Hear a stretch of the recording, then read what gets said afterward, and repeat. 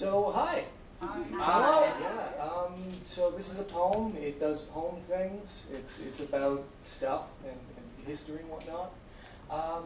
If history has taught us anything, it's kind of that like the wealth and shit like that. It all kind of goes to one spot, and as things get more shitty in that regard, then slowly, people kind of they go out and do things about that because it makes them unhappy and miserable and starving.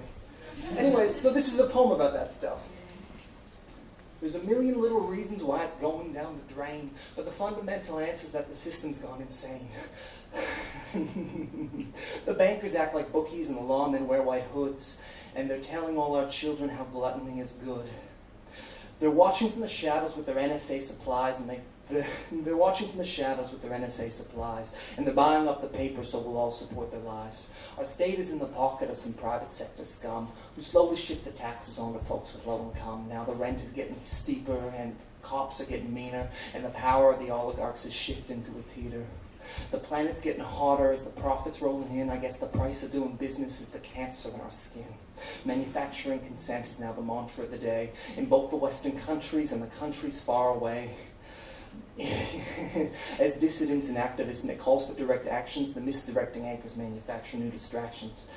When slavery and poverty are built into the system, each day we take another step back to feudalism, consuming advertisement for the sake of white supremacy, which sows the racial tensions in the minds of the peasantry. Now half the planet's profits been accrued by 62 of the crudest of the wealthy, of the richest well-to-do, and they're who are buying politicians for a fraction of the price that they're saving on taxation from that minor sacrifice. And the rich are living older as the poor are dying young. It's getting easier to end your life before your song is sung. Hegemony hacking at the power of the people, colonizing minds until there's nothing left but evil. Eurocentric fascists building muscles in the government, the rot is taking hold at the base, the fundament. There's no war but class war. There's no peace with poverty.